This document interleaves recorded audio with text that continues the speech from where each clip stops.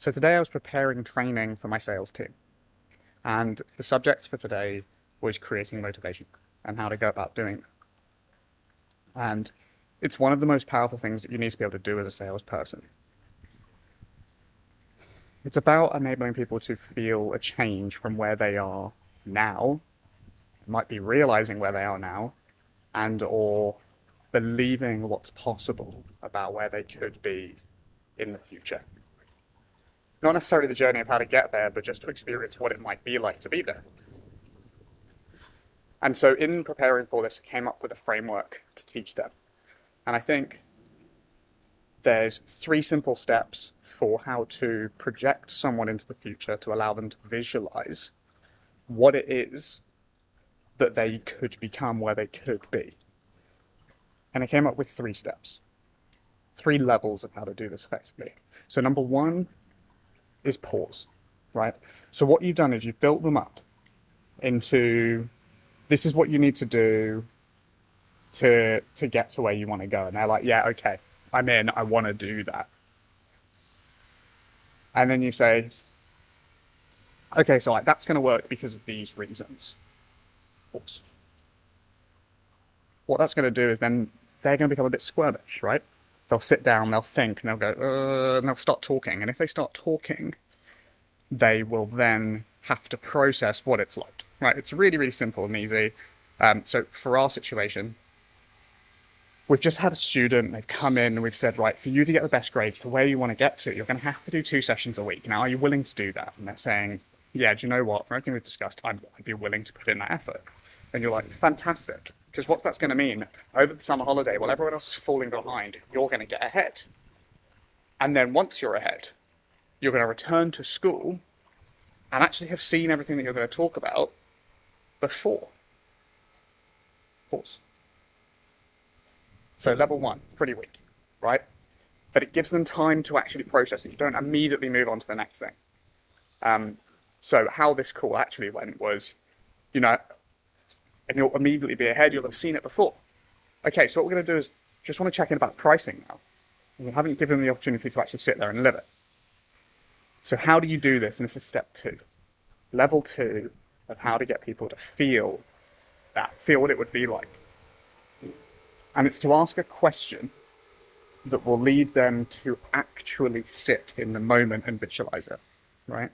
So for this example, so we're at the end of, you've now done the whole summer of work, and you're coming into school, and you're finally going to be top of the class for once. How would that make you feel? Pause. How would that make you feel? Right, they're now responding.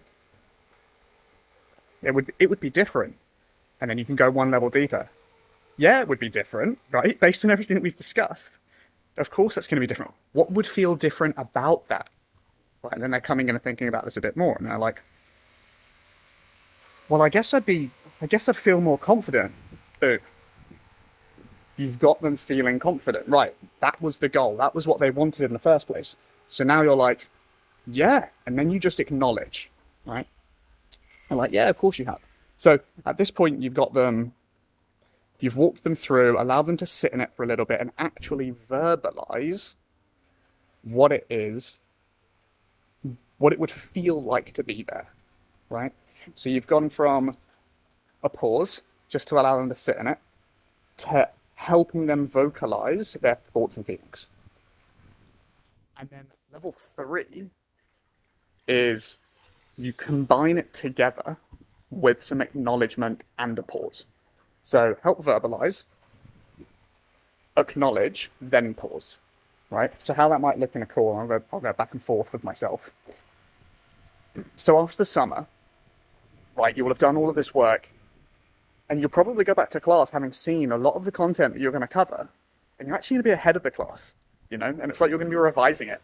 How would it feel for you to actually be at the top of the class for once? Well, different for sure. Yeah, right? And different in what way? Oh, well, I definitely feel, I guess I'd feel much more confident, less judged. You'd be like, right, confident. And that's exactly what we're looking for, right?